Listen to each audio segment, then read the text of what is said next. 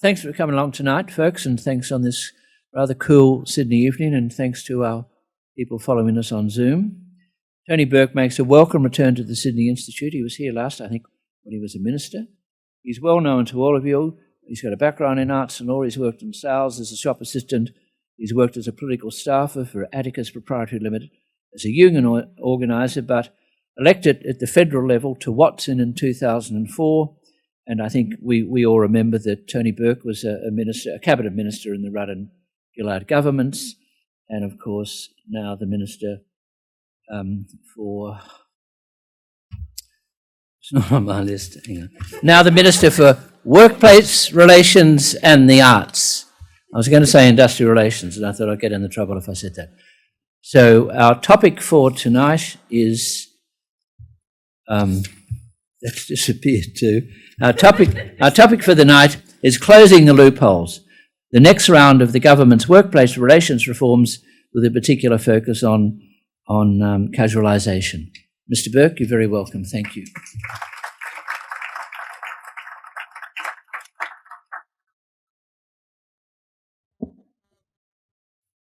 Thank you very much, Gerard.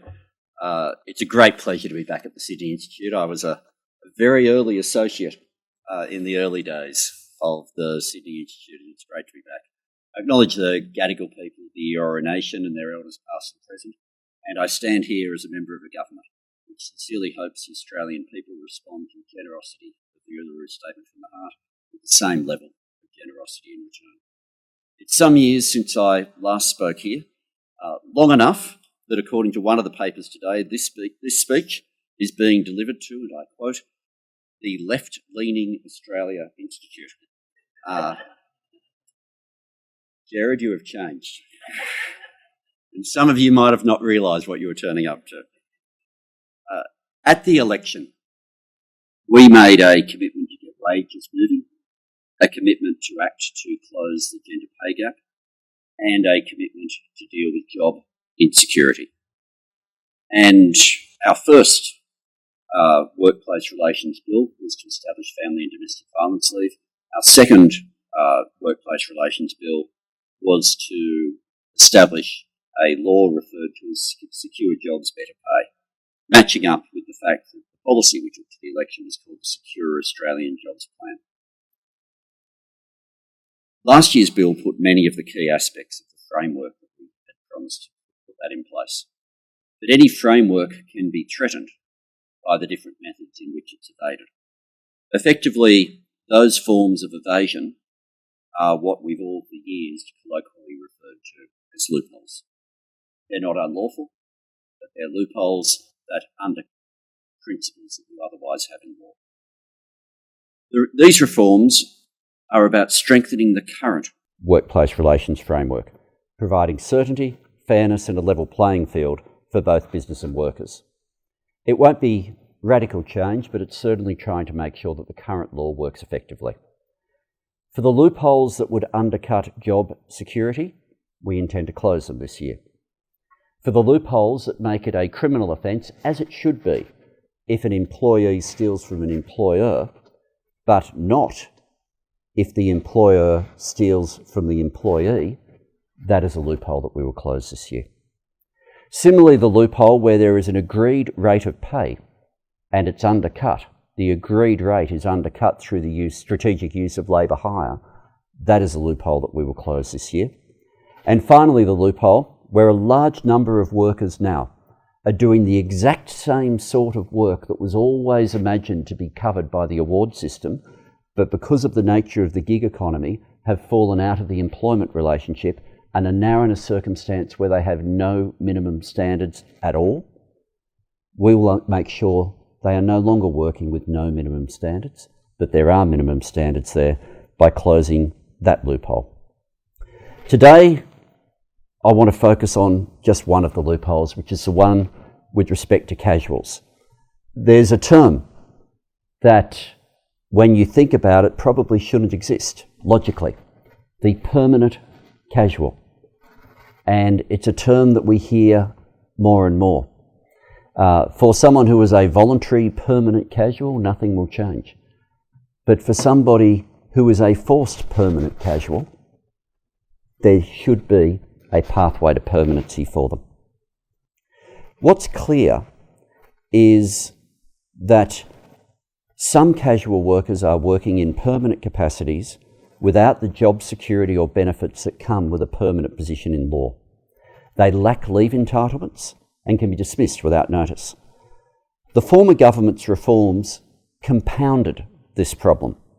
They institutionalised job insecurity for casual workers. Now, under the law as it stands, if an employer signs you off as a casual on day one of your employment and says, yes, in writing, there is no firm advance commitment to ongoing work, but on day two gives you a roster fixed for the rest of the year, that rort of the system is legal. You're a casual for the 12 months and there's nothing you can do about it. That's certainly not what most Australians would expect the definition of casual work was. Workplace relations is at its best when it's a practical jurisdiction. The legal game here, where it's practically and realistically occurring, where what is practically and realistically occurring at the workplace is ignored because of what the contract said on day one, runs counter to a fair industrial relations system, and our reform on casuals aims to fix this. The government will legislate a fair, objective test to provide certainty to business and to provide clearer pathways to permanent work. Our reforms won't affect the use of casual employment in those cases where it's genuinely flexible work that benefits both worker and business, where the worker is choosing the shifts that they get, not with the expectation, not a situation where they are forced to be a permanent casual with all the expectations of a full-time worker, but none of the protections. Our reforms won't affect cases where workers want to remain casual. Workers will have the option to stay casual if that's what suits their circumstance. This will be the case for many students in sectors like retail and hospitality. But what our reforms will do is ensure the label casual is not rorted to exploit vulnerable workers. Our reforms will give workers the tools for genuine dispute resolution, unlike the Morrison government reforms, which demand that in the event of a dispute, a casual worker, think about that, a casual worker, if there's a dispute, has to get a lawyer and turn up to the federal court to have it resolved under current law. Now, there have been, and I mention this for completeness rather than annoyance, there have been some fear campaigns about which it would be remiss of me to not deal with them directly. There is an ad campaign that's been running for a couple of months now, I think, which I have found interesting. The words of the ad are these, I've realised now in asking for the words of the ad to be part of the speech, this will now be in my language, so there is a danger there. The federal government wants to introduce a new law called Same Job, Same Pay. It doesn't mean equal pay for men and women. It means if you work hard because you want better pay by law, you can't be paid any more than someone who barely works at all. Let's find a better way, because same job, same pay takes your reward for your hard work away. Nice rhyming couplets at the end. Now, it's a policy idea that I had never heard of until I saw the ads. The moment I saw the ads, I agreed it was a terrible idea. I immediately made clear, publicly and privately, that the government would not be creating a situation where you could not pay people a different rate based on their experience. Made that clear the day the ad campaign started. For reasons that I don't understand, that has made no difference on the ad campaign. It's still out there running, and the business groups are entitled. It's a democracy. They're entitled to continue running the ads. It's up to them how they want to campaign. I do get that. The campaign, I should announce, will be completely successful. They will take an idea that was not government policy, run an expensive campaign against it, and at the end of the campaign, it will still not be government policy, which will be a win. But as I said earlier, the government will be closing the labour hire loophole, a loophole where an employer had already agreed that for a particular worker with a particular level of experience, there should be a specific minimum rate of pay. And then labour hire is brought in to undercut the rate of pay that they'd only just agreed to. That's the loophole the government wants to close. Now, I will focus most of the speech today on that forced permanent casual loophole. But before I go into further detail, I do want to say a little bit more about the consultation the government's been undertaking. Most of those involved in the consultation will acknowledge privately, and I'll be upfront, I probably wish this would be said publicly as well, that the level of consultation the government is undertaking now is more than has been seen in my portfolio for many, many years. Notwithstanding that, we've had some public comments. The first was from someone who I have worked well with for my entire time in Parliament, I have to say, and that's Danita Warren from the Master Builders. But she was quoted in The Australian on the 21st of May saying, there hasn't been consultation. We talk about sham contracting. From our perspective, this has been sham consultation. More recently, and I'll just give this as a bit of a case study, there was an interview with an excellent business representative, Tanya Constable from the Minerals Council on Radio National Breakfast. In that interview, she said the following: the consultation process has not gone well with government. You provide information, it gets sucked into a black hole and then it comes back out. Not much has changed with most of the issues that we've raised, whether it's employee rights, casuals, same job, same pay, but what we've now seen is even worse changes to the IR system. Here are the facts, and I'll just give the example of the Minerals Council because that was the most recent complaint. My department has held 20 meetings with the Minerals Council and its members in 2023. There's been a series of additional meetings on top of that I've conducted personally. They've included the department meetings have included 17 on workplace relations reforms, 3 on work health and safety matters. My department and I have undertaken extensive consultation on all elements of the legislation that I intend to introduce later this year. Consultations with the Minerals Council actually began last year on some areas, even before the election had taken place. Obviously not the ones with the department. They're not allowed to talk to me much until we won. This year, my department has convened more than 75 consultation meetings so far with business groups, trade unions, academics and civil society. We're still consulting with further meetings this week. This is in addition to a number of meetings my office and I have had directly with business groups. Can I just say the consultation makes a difference?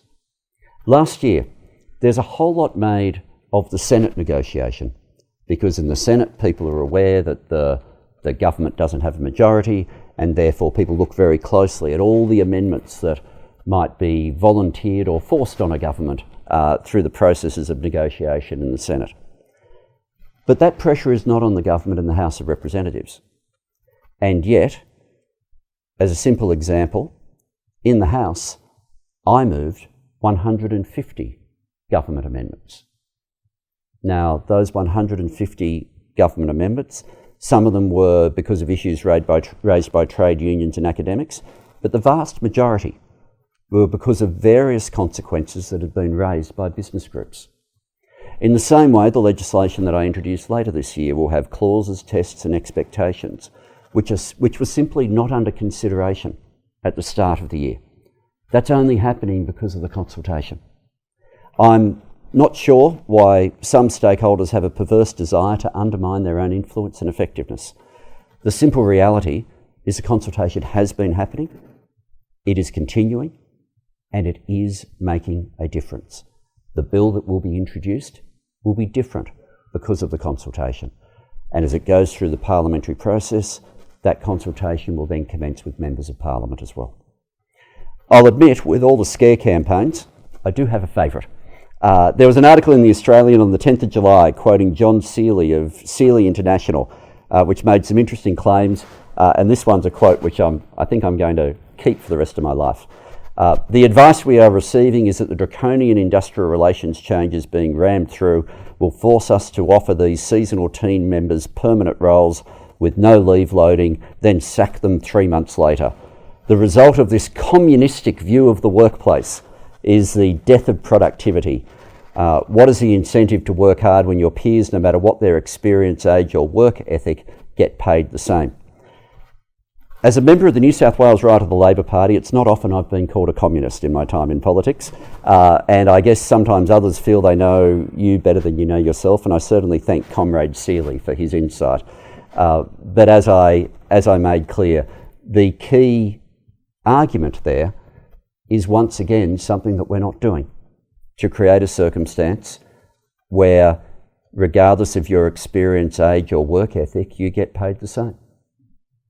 That is not the proposal from the government, and no matter how many times we repeat that that's not the proposal of the government, there's an argument on the sidelines that appears to be unstoppable and, as I said earlier, ultimately victorious.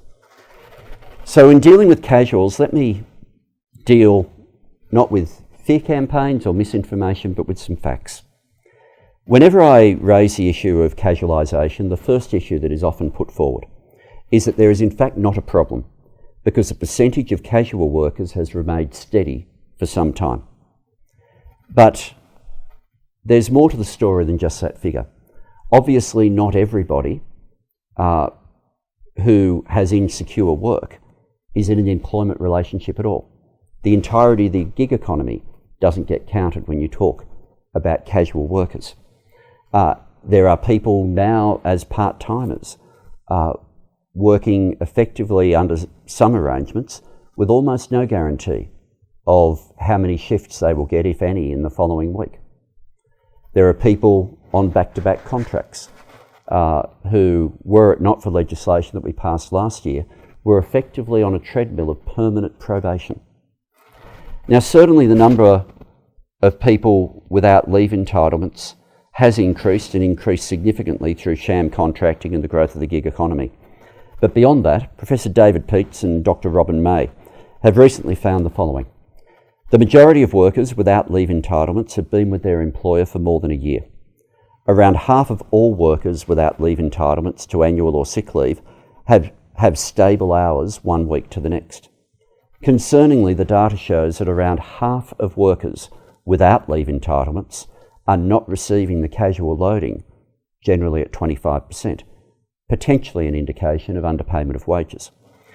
These facts show that so many so-called casual employees are really permanent workers in all but name, working regular rosters for extensive periods of time. According to the ABS, there are just over 2.5 million casuals in the Australian workforce.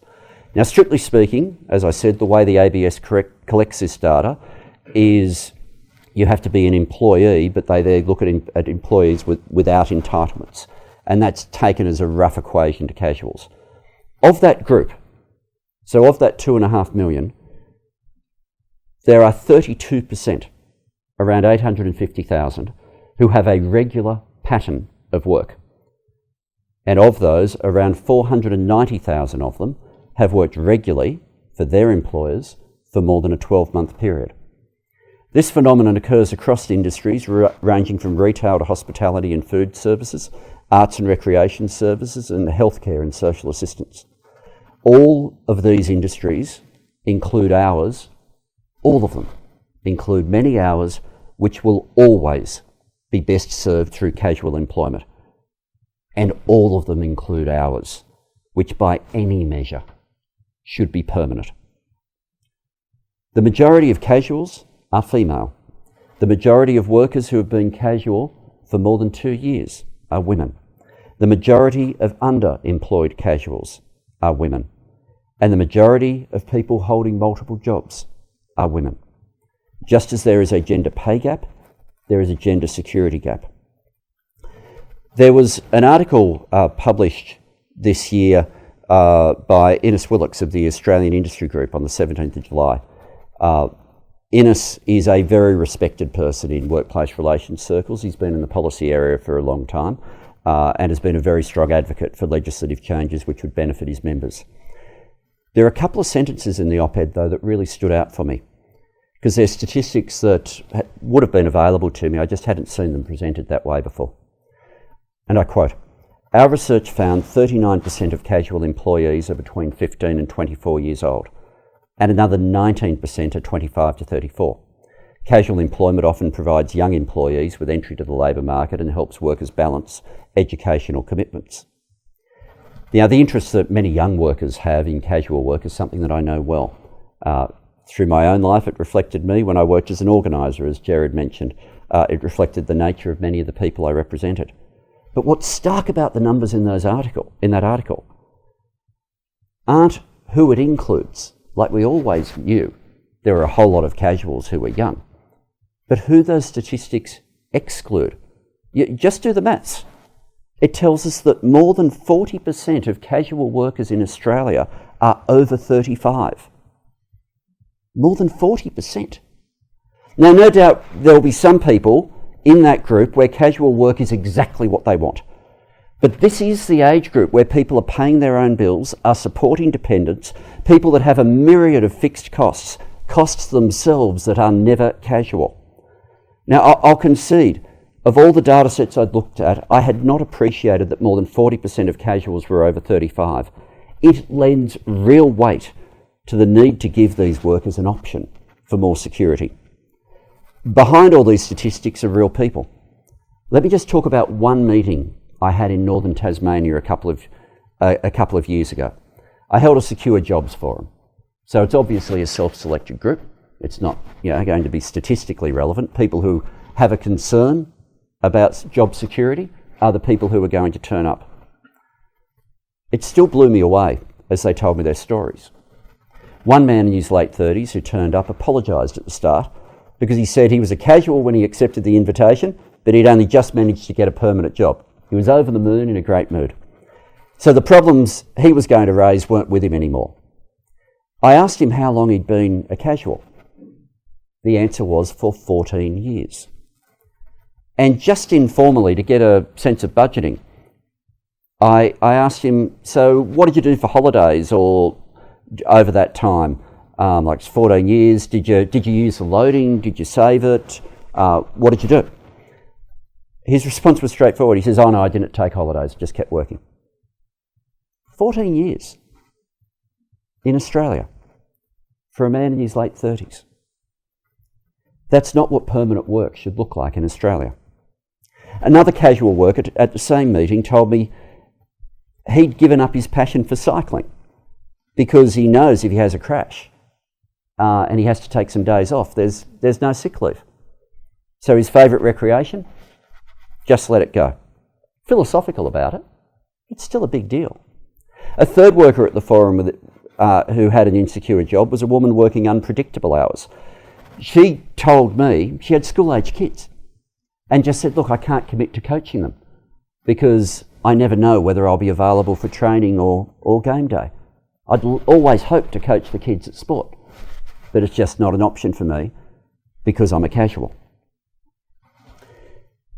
One meeting, 3 people, with impacts on themselves, their families and their communities, all wanting better options for secure work. And the options that we're putting forward won't work for all of them. But it is a step in trying to provide a shift in Australia back towards secure employment. We all know people who are working multiple jobs because none of their individual jobs give them enough hours to cover their expenses. Rent isn't casual. Electricity bills aren't casual. School fees aren't casual. They're a certainty. But people in insecure work do not have the same certainty about their hours or their income. And insecure work doesn't just affect your pay packet. Try getting a mortgage if you're a casual. Now, it's hard to find a recent article about casualisation in Australia that doesn't use the words workpack, scheme or risotto. Ultimately, the discussion in those federal court cases ended up being superseded by actions in the Parliament. But it is worth looking at exactly who those cases were about. Because while they dealt with 2 different people, they dealt with the same circumstance. A casual employee is given a 12-month full-time roster, which is strictly followed. In both cases, the works were embedded in work crews. The others were direct staff employed by the company. Rio Tinto in Skeen's case, Glencore in Risotto's. But you shouldn't, I give them for information of the cases, but this is common across that industry. Anyone who was looking objectively at those workers, when they turned up for shift, what they did, would have found them indistinguishable from the full-time permanent workers they were working side by side with. Yet for these individuals, there was an intersection of two loopholes: the forced permanent casual loophole and the labour hire loophole. The forced permanent casual loophole was used to make sure that even though they were working permanently, they weren't permanent workers. And the labour hire loophole meant that even though they were casual, their hourly rate of pay, including the casual loading, was less than the hourly rate of pay for the permanent workers engaged side by side with them doing the same job. Think about that. You have a worker working side by side with another worker with the same level of skill, but one of the two doesn't just have a lower hourly rate of pay. The one with the lower hourly rate of pay is the one with no sick leave and no annual leave. That sort of practice can't be allowed to stand. And while the issue was being litigated in the courts, the previous government didn't wait. It introduced legislation as part of what was known at the time as the Omnibus Bill to legitimise what I would contest was blatantly unfair. But in one of the more extraordinary scenes I've seen in my time as a Member of Parliament, it wasn't the opposition that managed to vote down particular provisions of the bill. It was the government. The Minister at the time, Senator Michaelia Cash, and the coalition government voted against all the other parts of their own legislation. They voted against their own legislation that would have criminalised wage theft. They voted against their own legislation that would have modified the Better Off Overall test. And why did they strip the bill of all those other elements? Because the only commitment that ultimately mattered that day was to make sure that they got the section of the bill through which would take rights away from casuals. At the end of that, whether or not a casual was objectively working in a permanent job became pretty much irrelevant. If the terms of the contract said you were working as a casual, that was the end of the story. Immediately after that vote, I made clear that should we be elected, an Albanese government would return to an objective definition of a casual. The unreasonable definition has now been in effect for 2 years.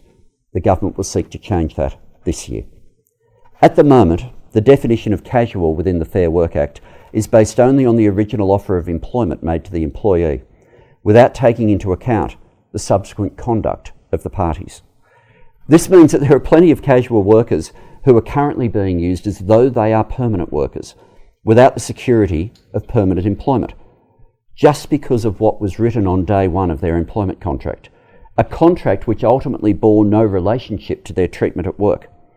This is an example of the employer double-dipping, taking all the benefits of a reliable and permanent workforce without providing any of the benefits of job security. What is written on a signed piece of paper at the start of an employment relationship will often guide what happens next. But sometimes, particularly with casuals, sometimes it doesn't. And yet the loophole of the current definition is being exploited in a way that has a single outcome. People who objectively would have a right to job security are being denied that right. As I mentioned at the beginning, the new definition will meet our election commitment to legislate a fair, objective definition of casual employment. In short, the test will be, in colloquial terms, what's really going on, rather than determined by a contract which may have ended up bearing no resemblance to practical reality. In substance, we're returning to the state of the law before the coalition's reforms took effect, when a dodgy written contract didn't determine for all time whether you were a permanent worker, if it didn't reflect the reality on the ground, just like the individuals in the Skene and Rosado cases. We're keeping the core concept of a firm advance commitment, but ensuring this concept is understood by reality to the totality, by reference to the totality of the employment relationship. Instead of the current situation where firm advance commitment relies solely on the words of the contract on day one, the new test will allow an objective and practical assessment of whether the employer and employee are in fact intending for the hours to be treated as though they are permanent. It effectively becomes a what's really going on test. An employee's status will only change from casual to permanent if an employee applies for the change. There'll be no automatic conversion. The reforms are driven by employee choice. There will be no additional requirements for active employer consideration of status after the commencement of employment unless an employee seeks a change of status. There'll be a 6-month limitation on the frequency of seeking a change of status. The existing casual conversion framework remains, including the provision that allows employers reasonable grounds to refuse an offer or request of conversion. The new definition will provide the change of status is prospective, so no back pay will have accrued. This is not about back pay. It's not about a cash grab. It's about a pathway for security. It's about a pathway to security for those workers who want the security of the permanent hours they are already working. For the vast majority of casuals, nothing changes. No forced conversion, no giving up casual loading. But for those workers who desperately want security and are being rostered as though they were permanent, that job security is in sight. There's no net cost to business. Employers will pay a loading if someone is casual and will pay leave entitlements if someone is permanent. They don't pay both. Now, I'm not pretending there isn't an argument against this. Of course, there's a counter-argument to every proposal. But the counter-argument presumes that the lack of security that so many Australians face is an acceptable outcome, even for those who are working hours which can easily be transferred to a permanent job and in a situation where those workers want to switch. That's a circumstance which, as Australia's Minister for Workplace Relations, I can't countenance. I'll always accept that there are many circumstances where work cannot be guaranteed on an ongoing basis. But if someone wants the security of permanent employment and they're already getting permanent hours, it shouldn't be too much to ask. The outcome of all this is pretty straightforward. There won't be a massive number of people who want to convert, but there certainly will be some. And for those individuals, the conversion to permanent employment will be life-changing. They won't principally be the people who we often think about when we think of casuals.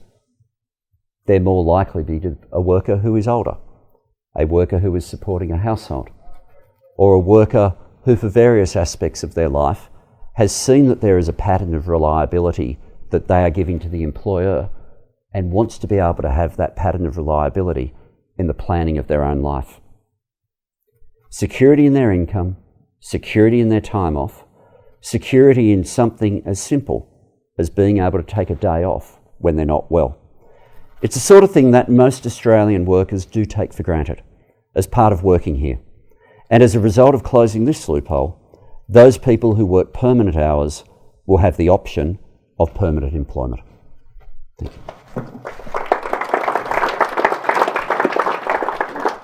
So many thanks to the Minister tonight for giving a very detailed and thoughtful paper, which already has had some publicity and more will follow, I'm sure. So now we come to questions and discussion. If everyone can keep their questions fairly brief, I'll just start off. You come back here. I've got one already on the Zoom. Take us back to northern Tasmania and the woman who wanted to be able to teach sport to her kids and their friends and whatever else. So if you were going back and say a year or 2 years before the next election, how would her circumstances have changed? What would come about that would make sure she could do sport on Saturday or Sunday? What would it look like? It'd depend on an aspect of her circumstances that I don't know. And it would be, was she in fact having hours that were all over the place all the time? In which case this change would not actually fix her problem.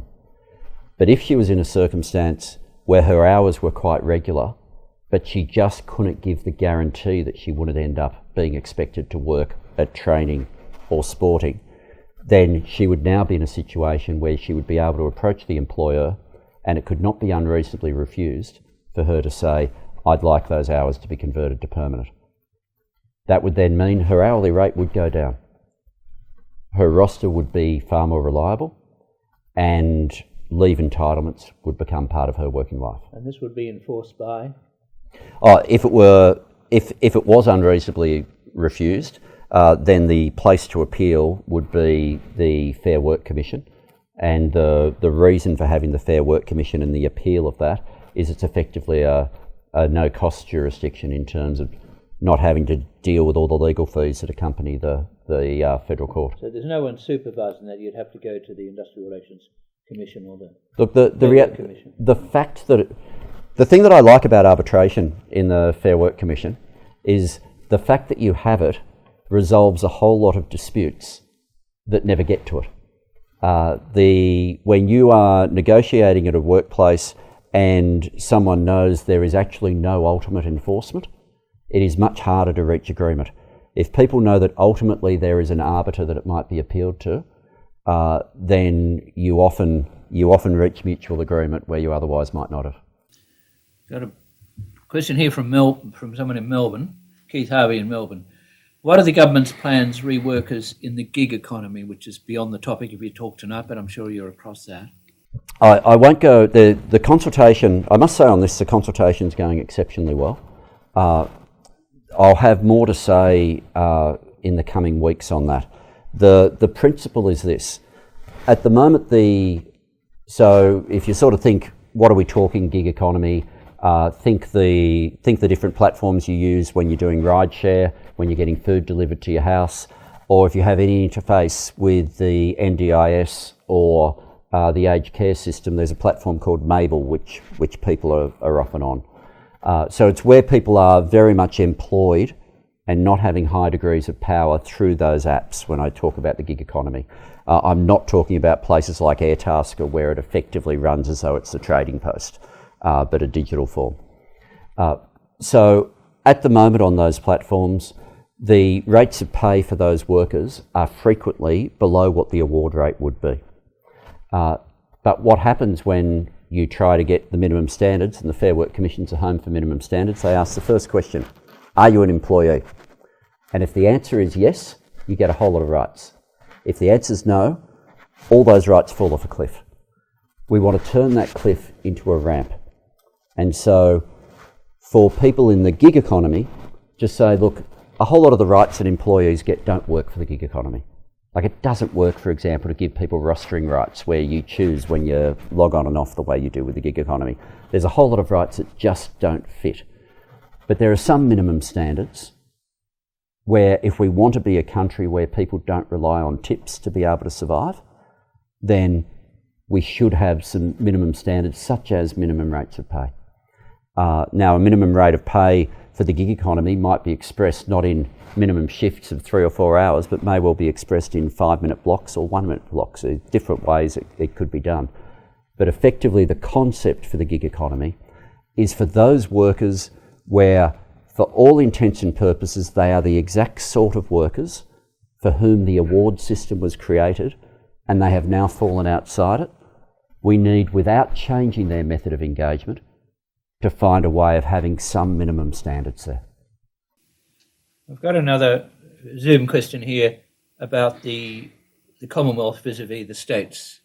So to what extent, what you're talking about tonight in relation to the federal jurisdiction or the Workplace Commission, as it's now called, the old Arbitration and Conciliation Commission, to what extent of what you said, would it prevail within the New South Wales jurisdiction or the South Australian jurisdiction where this question comes from? To what extent does that occur? Most employees in Australia now are under the federal system.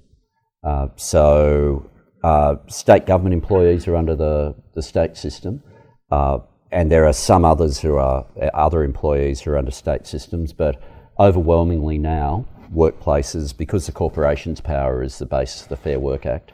It's not the only basis, but there's a few, but most workers are under the Commonwealth jurisdiction if they're in an employment relationship. So the casual changes that I referred to, which go to employees, affect everybody in the Commonwealth jurisdiction, so it would not have an impact on most state government workers. The gig economy example that you just asked me is in fact a new jurisdiction for the Fair Work Commission. That's an area where, to some extent, some states have tried a little bit to do some regulation, but it is basically an unregulated sector at the moment. And the states are happy with it? The states are always happy depending on where you draw lines. And so the consultation that's happening across the sector at the moment is where one of the tensions that you have to deal with in my portfolio is business consultation will usually gravitate towards federal systems because of the simplicity that comes with that and the efficiencies that come with that. But state ministers will still want to have their own jurisdiction. So, but I think the large issue where we're heading is effectively a divide where for most workers other than state government employees, they're in the federal system for their working rights. Work health and safety remains primarily a state jurisdiction. Thanks, Minister. From where you see it, why is business making a fuss? Because as you describe it, it doesn't seem to be a problem. I mean, it seems fair enough that people should be getting their rights, or, you know, certainly if they're going to be on those sort of contracts, they're not just flying in one day and not out there the next week. So what else is there? Why have business? And is it big business only or also small business that are creating a fuss about it? The issue of what small business exemptions we provide across the whole package is something we're doing in a separate piece of work, so I can't offer any of that tonight. Look, it's not for me to speak on behalf of business, so that'd be inappropriate and I'd never do that. Certainly there are different levels of concern from different business organisations depending on the issue. So one of the things that is a characteristic of this year's legislation is, whereas last year's legislation, where we dealt with the whole framework of the Act and the entire concept of bargaining and the issues of gender equality and flexibility rights, effectively every business in some way, some of the rules that under which they work were affected by last year's legislation. This year, most businesses don't use the loopholes that I've described. But the businesses that do are often highly, I don't want to use the word reliant, but have built their current business design around it. So, which might also mean if they are saving money by undercutting an agreed rate with labour hire, they know exactly how much money they're saving. So that puts a different focus, and just as the job of trade unions is to represent their members, the job of business organisations is to represent their members. This particular casual one, I've been a bit surprised by some of the reaction today. I'll say for the simple reason that a couple of the issues that had been raised for some time are things that ultimately the government hasn't done. And the two in particular are the concept of forcing people to convert, which we haven't done. And the second is the concept of back pay and ways that the issue could be gamed, which we haven't done. There will still be some businesses, and we'll all have children and others who we know, or young friends, where we've heard the stories of the person who rosters people and keeps them as casuals deliberately as effectively a loyalty game and getting people to work harder as a result. It is harder for that sort of employer to operate under this rule because their workers, if they're getting the regular shifts, will have the right to say, I'd actually like that lockdown. So there will be some with this one who are behaving in a way that is currently legal, but I'd view as improper in a good working relationship, where this is a further restriction on them.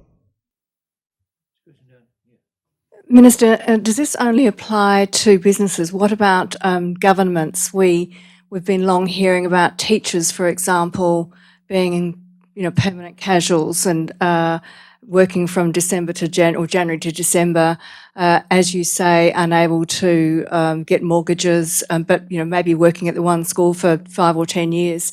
Does this apply to them? Sadly, within the federal system, we've got non-government schools within the federal system, but by and large, we don't have the employment of teachers within the federal system. But can I say the example that you've just said reminds me of a teacher coming to the exact sort of forum that I described in northern Tasmania, coming to one that I held in the outer suburbs of Brisbane, where the teacher had just qualified for long service leave and was still a casual on the exact sorts of arrangements that you said. So I do think what we're doing here will have an impact on some of the issues that the states follow through on but our jurisdiction's our jurisdiction. I've got a Zoom question. Someone who's got a theoretical interest in this, Thomas Edley. What if an employee converts to permanent and then begins to work in a regular pattern? Can they convert back to casual? What is the relevant period for assessing the nature of someone's employment? The concept of wanting to convert back would be a mutual agreement concept. It's not something that we're seeking to legislate a structure around. Okay, have I missed anyone here? So there's a question here. We're finishing on the hour, so if you're going to get in, apart from our Thank you. Zoom people, let us know. Yep. Thank you. Speak into the... To your point about there will be no back payments, but you raised the point there of the long service. Will there be recognition of their time as casuals in the conversion process for the purpose of long service leave?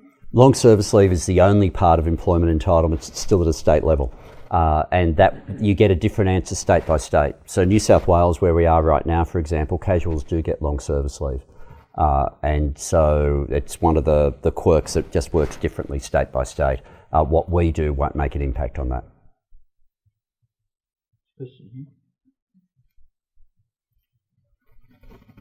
Minister, if I could raise the point about small business, is there a limit in terms of the number of employees that it will apply to? Does a small business have to be 10 people or 5 people, or what's the proposal? Well, first of all, there is a small business definition in the Act of 15, but it's 15 regular and ongoing is the small business definition that's in the Act. But as part of the Senate amendments last time, there's now another slightly bigger small business definition in there as well. So it's not quite as neat as it used to be. But the concept of where we provide small business exemptions, as I said to the earlier question, is something where the consultation is still ongoing. We haven't landed on that yet. There's a question here. Just got to get the microphone to. Thank you. Yeah, it's on, I think. Hi. Hello, Minister. Wendy Black from the Business Council of Australia. If I could start with a positive, really appreciate some of the things that you've now clarified. Certainly on the issue of back pay, which is an issue that we've put representations to you about. So we really welcome that. Also that it really is going to be employee initiated and there's a 6-month period. So that's not sort of an issue business will have to deal with, yet it does give employees that opportunity. The one thing, though, that remains a concern, and we've raised this with your office, and I will say thank you for the consultations that we have had, even though we may be tied up in NDAs, and you're able to go out and talk about things that we can't talk about. So it's good to have this opportunity. One of the areas of concern that we have... You ran the ad. You didn't have trouble with that. I haven't run an ad yet. One of the issues, though, is it is this issue up front in changing the definition of what a business will be able to offer at the start.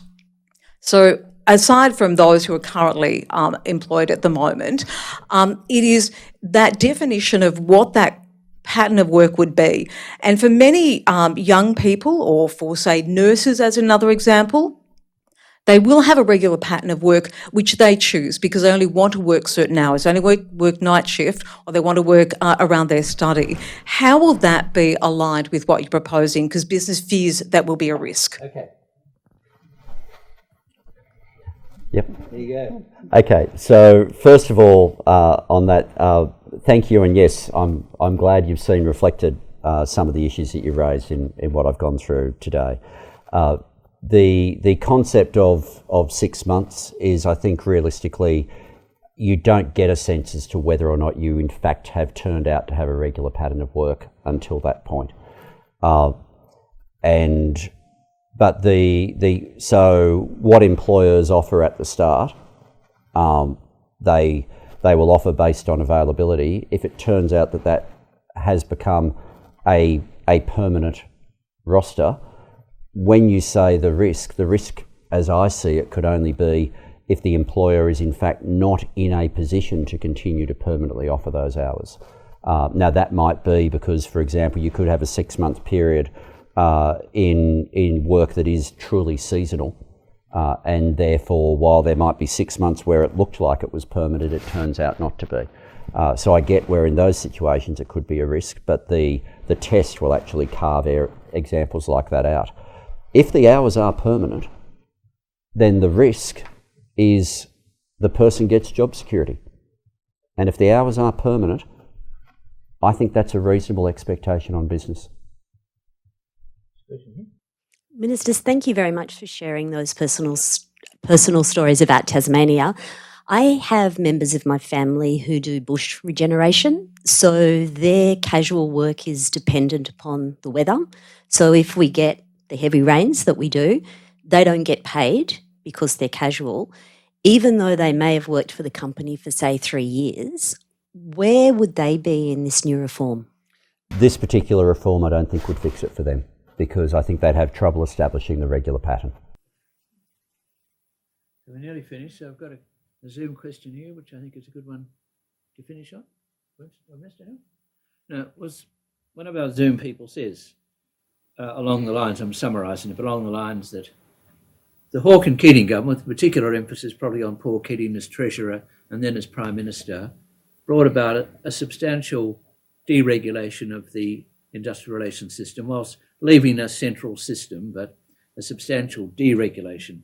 The question is the Albanese government and the current Treasurer intent on some kind of re-regulation beyond what you've already done last year?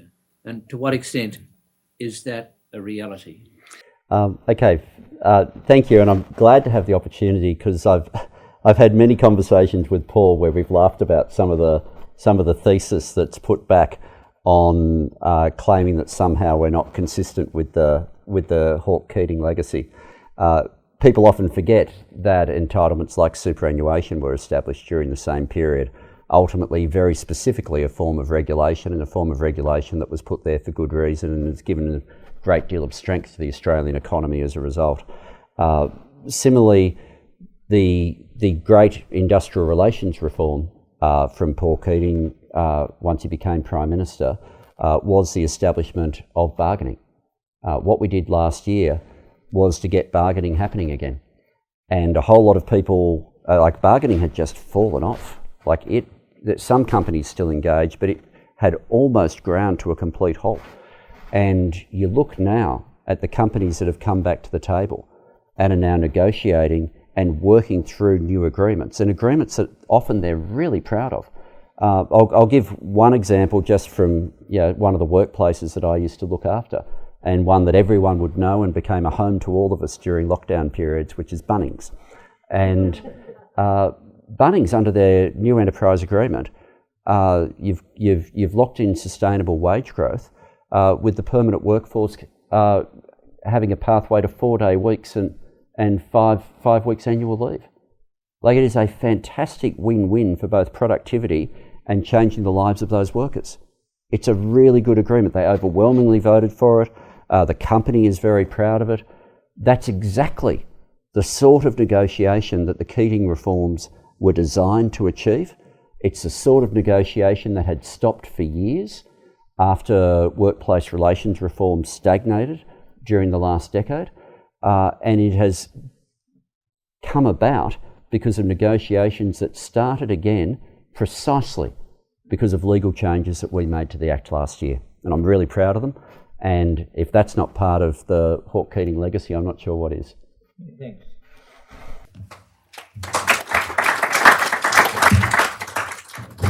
Well, Tony Burke's a very busy cabinet minister, and he's come along tonight and given a very thoughtful and detailed analysis of the government's plans on the issue he discussed of casualisation. So it's an important record. It'll go in the Sydney papers, be shown on television, go on our website, and we're very grateful for that. Like a lot of things that happen over a weekend, we all end up at Bunnings tonight, but it was a nice example, and we're very pleased that you've come along and given us your speech tonight, because it'll last. It'll cause a lot of interest already. It'll cause more interest in taking all the questions, including from our Zoom people, and well done, and I'd love to have you back sometime in the future. Thank you very much.